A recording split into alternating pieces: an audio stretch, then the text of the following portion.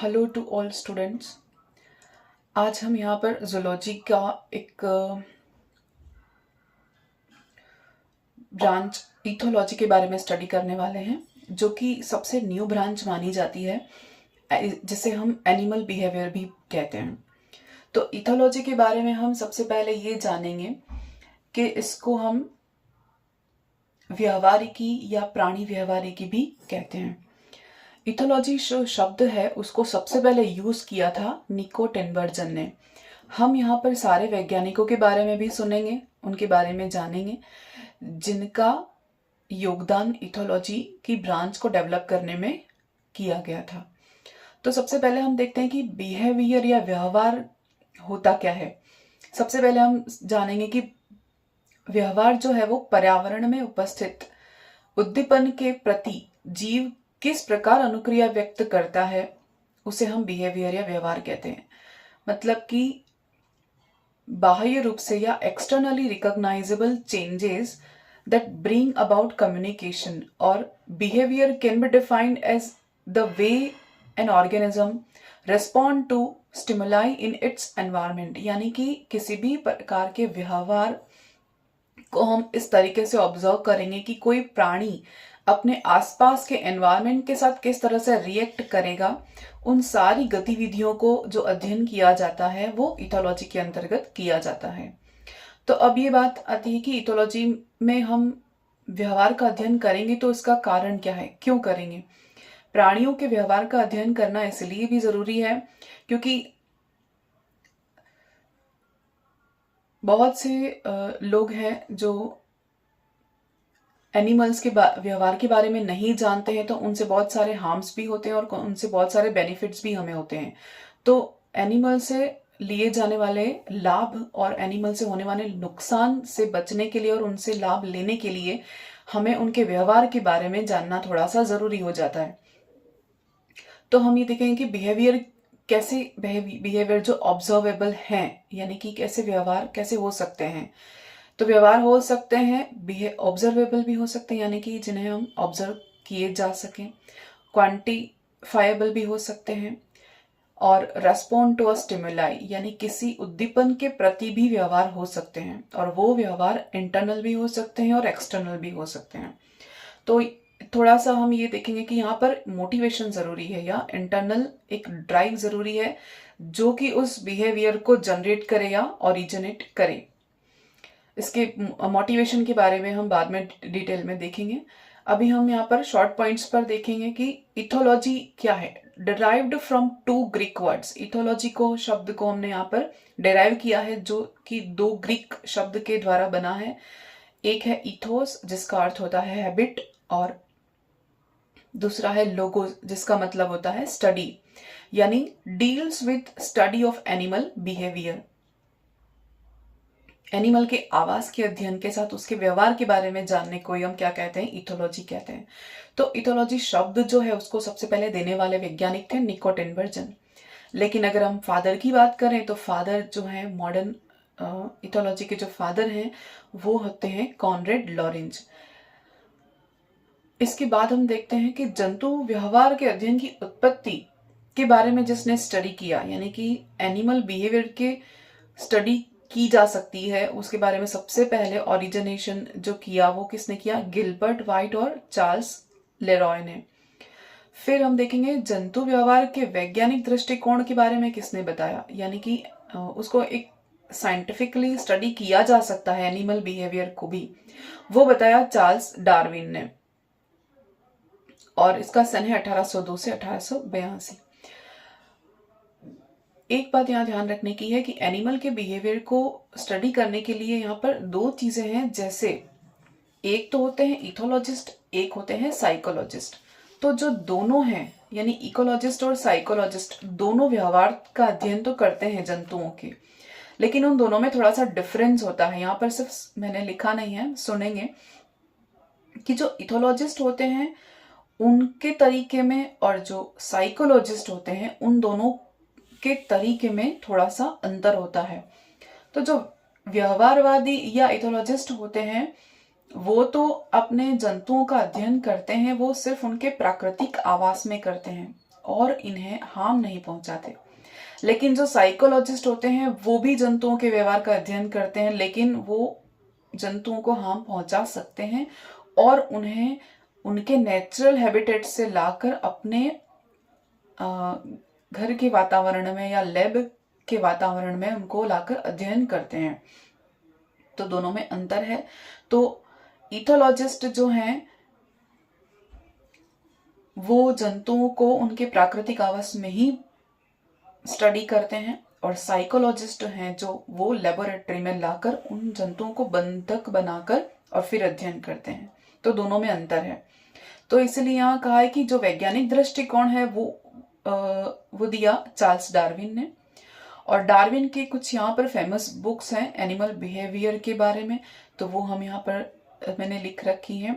First है the expression of the emotions in man and other animals, और दूसरी है the descent of man in relation to sex.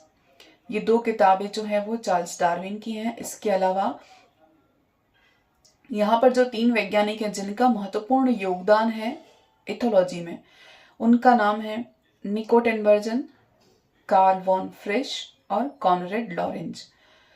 तो अभी मैंने बताया जैसे कि इथोलॉजी के जो जनक हैं वो माने जाते हैं कॉनरेड लॉरेंज, और इन तीनों की बुक्स के बारे में भी हम आगे देखते हैं।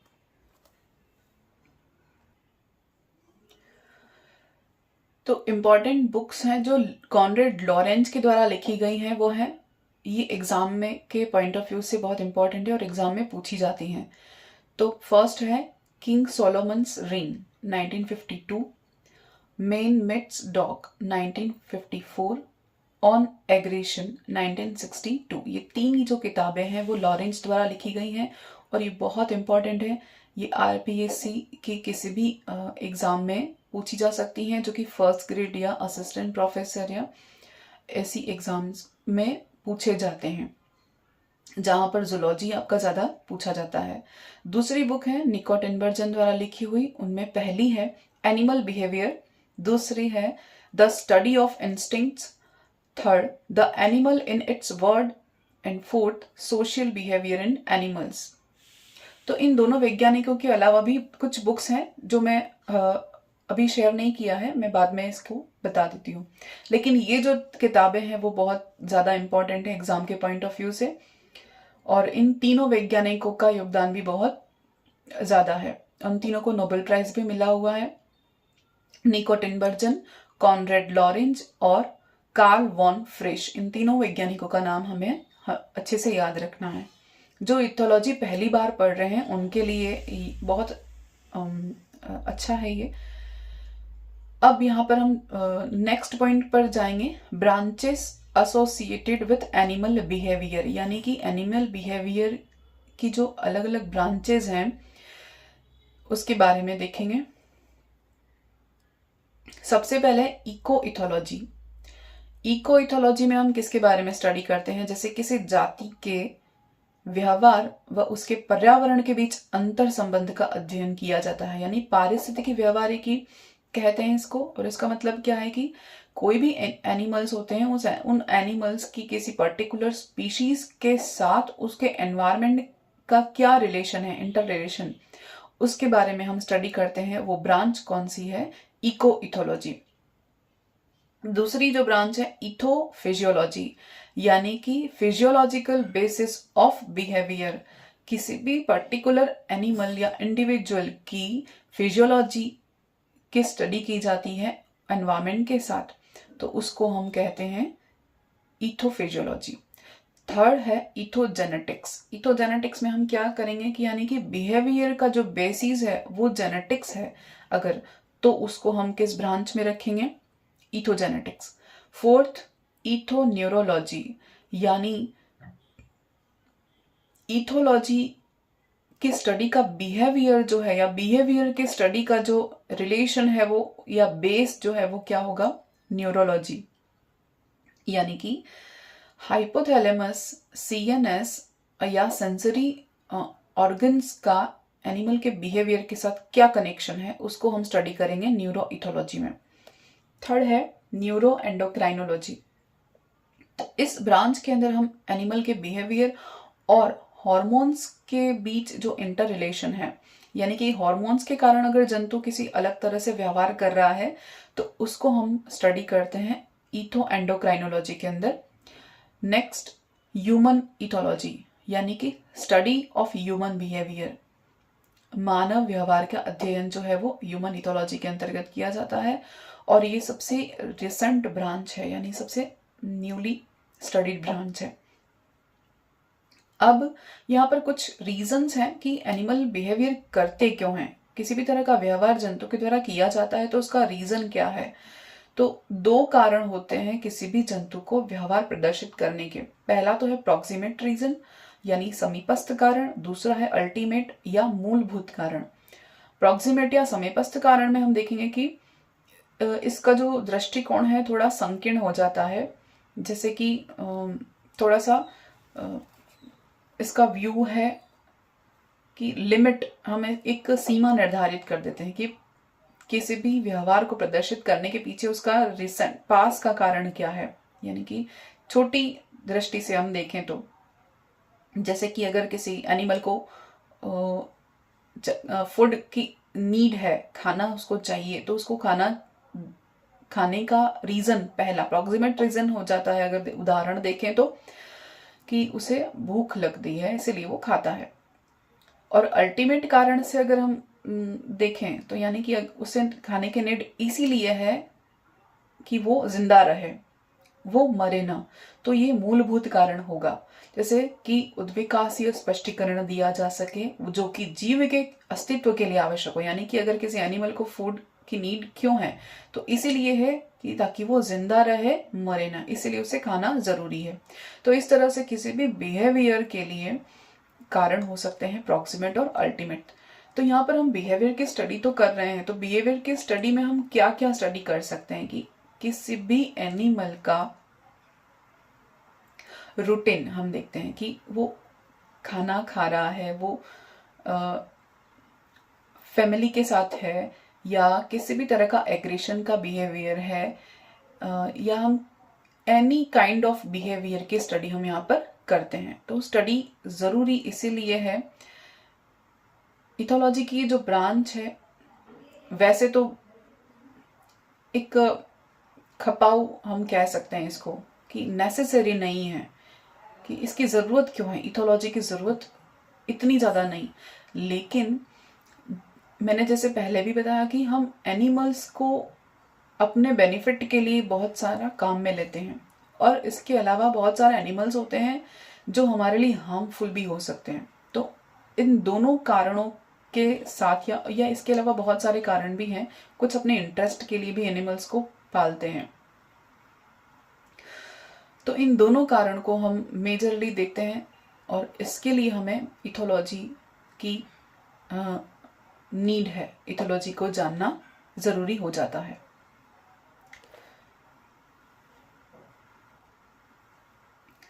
नेक्स्ट अपना कॉन्सेप्ट है मोटिवेशन, कॉन्सेप्ट ऑफ मोटिवेशन। तो अभी जैसे हमने डिस्कस किया उसके अकॉर्डिंग किसी भी बिहेवियर को ड्राइव करने के लिए किसी मोटिवेशन की जरूरत पड़ती है, यानी कि अभिप्रेरणा की आवश्यकता होती है। तो अभिप्रेरणा क्या है? किसी व्यक्ति या इंडिविजुअल की परिकाल्पनिक अवस्था जो लक्ष्य की और गतिविधि या क्रिया का कारण बनती है, उसे अभिप्रेरणा या मोटिवेशन कहते हैं। यानी कि हम कहें कि किसी भी कार्य को करने के लिए कोई मोटिव चाहिए, किसी भी एक्शन को कंप्लीट करने के लिए किसी अभिप्रेरण की या ड्राइव की आवश्यकता होती है, वही कहलाती है अभिप्रेरणा या मोटिवेशन। तो एक वैज्ञानिक है ऑस्कर हेनरोथ, उन्होंने मोटिवेशन को दिया है। तो मोटिवेशन उनके अकॉर्डिंग क्या है? मनोस्थिति, मूड, रुझान, झुकाव या जंतु द्वारा किसी कार्य को करने के लिए एक ड्राइव हम कह सकते हैं मोटिवेशन। तो यहाँ पर एक फ्लो चार्ट है, उस अकॉर्डिंग उसके हम देखते हैं। फ्लो चार्ट में मैंने यहाँ पर एक्सप्लेन करने की कोशिश की है कि मोटिवेशन का जब हाई लेवल होगा तो ये एक साइकिल है। तो हम यहाँ शुरू करते हैं टारगेट से। तो लक्ष्य की खोज, सबसे पहले हम अगर देखें कि लक्ष्य की खोज, कोई भी टारगेट है उसको खोजने के लिए, या जैसे किसी एनिमल को कहते हैं कि हम भूख लगेगी, तो भूख लगेगी तो वो क्या करेगा, अपने टारगेट की ओर गमन करेगा, लक्ष्य की ओर गमन करेगा, और लक्ष्य की ओर गमन करेगा, उसके बाद वो करेगा परिणति व्यवहार द्वारा लक्ष्य की प्राप्ति। तो हम यहाँ देखेंगे कि किसी भी टारगेट को कंप्लीट करने के लिए अपने लक्ष्य की ओर गमन होगा, और लक्ष्य की ओर गमन करने के बाद परिणति व्यवहार द्वारा लक्ष्य की प्राप्ति। और अगर वो टारगेट हमें प्राप्त हो जाता है तो उसके बाद अभिप्रेरण का स्तर जो है वो न्यून हो जाएगा, यानी कि हमारा टारगेट कंप्लीट होने के बाद हमारा जो मोटिवेशन है उसका लेवल डाउन हो जाता है। मोटिवेशन डाउन हो जाने के बाद एक स्टेज आती है जिसे क्वीसेंट पीरियड कहते हैं, या शांत अवस्था, यानी कि किसी एनिमल को भूख लग रही है और भूख लगने के बाद वो अपने टारगेट की ओर बढ़ रहा है, टारगेट को कंप्लीट कर रहा है, लेकिन जब उसे खाना मिल जाता है तब उसका जो मोटिवेशन है वो उसका लेवल डाउन हो जाता है। मोटिवेशन लेवल डाउन होने के बाद वो कुछ टाइम के लिए क्विसेंट पीरियड में चला जाएगा, यानी शांत अवस्था में चला जाएगा। उसके बाद का एक समय ऐसा आता है कि जब उस एनिमल को वापस से भूख लगेगी तब उसका अभिप्रेरण का स्तर धीरे धीरे बढ़ना स्टार्ट होता है, धीरे धीरे बढ़ना स्टार्ट होगा, और एक लेवल ऐसा आएगा कि वापस से वो मोटिवेशन का जो लेवल है वो ऊंचा हो जाएगा, और यानी कि हाई लेवल ऑफ मोटिवेशन। और हाई लेवल ऑफ मोटिवेशन के बाद वो क्या करेगा, उसे प्रवृत्त्यात्मक या अन्वेषी व्यवहार, यानी कि एपिटेटिव बिहेवियर या सर्चिंग बिहेवियर कहेंगे। तो मोटिवेशन के कारण वो क्या करेगा, अपने टारगेट की ओर सर्चिंग बिहेवियर शुरू कर देगा, उस लक्ष्य को खोजने का प्रयास करेगा, और जैसे ही उसको लक्ष्य की खोज कंप्लीट होती है, लक्ष्य की ओर गमन करेगा, वापस से वो अपने लक्ष्य को प्राप्त करने के बाद एक लेवल ऐसा आ जाएगा जहां पर उसका लेवल मोटिवेशन का डाउन हो जाता है और क्वीसेंट स्टेज आ जाती है। तो इस तरह से एक साइकिल चलेगी, एक पैटर्न बनेगा ड्राई, इसको हम पैटर्न ऑफ ड्राई मैकेनिज्म कहेंगे, या एक प्लानिंग कहेंगे मोटिवेशन की। तो किसी भी मोटिवेशन को जनरेट होने के लिए एक टारगेट की जरूरत होती है। एक टारगेट मिला, यानी कि एक एनिमल को भूख लगी है, भूख लगने के बाद अपने फूड की ओर वो सर्च बिहेवियर करेगा, अपने टारगेट को कंप्लीट करेगा। कंप्लीट करने के बाद जब उसका मोटिवेशन कंप्लीट हो गया, यानी उसे खाना मिल गया, उसने खाना खा लिया, तो उसके बाद वो कुछ देर के लिए शांत हो जाएगा। वो कुछ देर के लिए शांत हो गया, और वापस से जब उसे अर्ज होगी या मोटिवेशन का लेवल हाई होगा, तब वो क्या करेगा, सर्चिंग बिहेवियर या अन्वेषी व्यवहार को वापस से दोहराएगा। तो इस तरह से ये प्रक्रिया चलती रहती है। अब यहां पर हम देखते हैं आगे कि एनिमल बिहेवियर के कुछ टाइप्स हैं। उन टाइप्स के बारे में हम देखेंगे कि किसी भी जंतु का व्यवहार है वो दो प्रकार का हो सकता है। पहला है इनेट बिहेवियर या इंस्टिंक्ट बिहेवियर, जिसे हम जन्मजात या सहज या स्वाभाविक व्यवहार प्रवृत्ति भी कहते हैं। दूसरा है लर्न बिहेवियर या सीखा हुआ व्यवहार, जो कि जन्मजात नहीं होता, बाहर से सीखा हुआ व्यवहार से या वातावरण से सीखा हुआ व्यवहार होता है। तो दो प्रकार के यहाँ पर टाइप्स हैं एनिमल बिहेवियर के। तो फर्स्ट जो टाइप है उसके हम सब टाइप्स यहाँ पर देखते हैं। इनेट बिहेवियर, इसे हम इनहेरिटेड बिहेवियर भी कहेंगे, इनहेरेंट बिहेवियर भी कहेंगे, इनबॉर्न बिहेवियर भी कहेंगे, या स्टीरियोटाइप बिहेवियर भी कहेंगे। तो यहां पर पहला है टैक्सिस, सबसे पहले अनुचलन या टैक्सिस, इसको हम ओरिएंटेशन के साथ पढ़ेंगे। दूसरा है रिफ्लेक्सिस, प्रतिवर्ती। तीसरा है इंस्टिंक्ट बिहेवियर, जिसे हम एफएपी या फिक्स्ड एक्शन पैटर्न भी कहते हैं, और इसे हम अभी डिटेल में इसके बाद वाले वीडियो में पढ़ेंगे। नेक्स्ट है मोटिवेटेड या अभिप्रेरित व्यवहार। नेक्स्ट काइनेसिस, इसे भी हम ओरिएंटेशन के साथ पढ़ेंगे। Next biological rhythm, circadian rhythm, mating behaviour, agonistic behaviour, social behaviour और एल्ट्रिस्टिक बिहेवियर। इन सारे बिहेवियर की हम डिटेल में स्टडी करेंगे। अब यहाँ पर इनेट बिहेवियर को अगर एक्सप्लेन किया जाए तो कैसे करेंगे कि इनेट या जन्मजात या स्वाभाविक या सहज प्रवृत्ति को हम कहते हैं कि समस्त नैसर्गिक व्यवहार जो कि जीनों द्वारा नियंत्रित होते हैं। तो यहाँ पर सबसे इंपॉर्टेंट चीज क्या गई कि इनेट बिहेवियर जो है वो लर्नड नहीं है, सीखा हुआ नहीं है, जन्मजात है, स्वाभाविक है। इसका मतलब कि ये किसके द्वारा कंट्रोल हो रहा है? जीन्स के द्वारा कंट्रोल हो रहा है, यानी जेनेटिकली आगे बढ़ेगा। नेक्स्ट, यह अनुभव पर आधारित नहीं होती, यानी कि एक्सपीरियंस से इनका कोई लेना देना नहीं है। फिर है जेनेटिकली प्रीडिटरमाइंड, यानी कि ये व्यवहार जो है वो कैसे हैं? जेनेटिकली प्रीडिटरमाइंड होते हैं। नेक्स्ट, व्यवहार प्रदर्शित करने के लिए इनमें इंटरनल ड्राइव की आवश्यकता होती है, यानी किसी भी व्यवहार को प्रदर्शित करने के लिए क्या जरूरी है? सबसे पहले अंतरजात एक चालक की आवश्यकता होती है, इंटरनल ड्राइव की आवश्यकता होती है। नेक्स्ट, इन व्यवहारों को प्रेडिक्ट किया जा सकता है, यानी कि जेनेटिकली है, जीन्स के द्वारा कंट्रोल है, तो हम उनके पेरेंट को देखकर उनके बच्चों के लिए प्रेडिक्ट कर सकते हैं कि हाँ, इनमें अपने पेरेंट की तरह या अपने पूर्वजों की तरह व्यवहार हो सकता है। नेक्स्ट, इस प्रकार के जो व्यवहार है वो जाति की उत्तरजीविता को बढ़ाते हैं, मतलब कि उनकी स्पीशीज टू स्पीशीज उनमें ये जो व्यवहार है, इंस्टिंक्ट बिहेवियर है, वो आगे की ओर बढ़ेंगे। क्यों? क्योंकि ये जीन्स के द्वारा कंट्रोल होते हैं। तो आज हम यहाँ पर देखेंगे और कल हम देखेंगे FAP या फिक्स्ड एक्शन पैटर्न, जो कि एग्जाम के पॉइंट ऑफ व्यू से बहुत इंपॉर्टेंट है। सो आज के लिए थैंक यू। और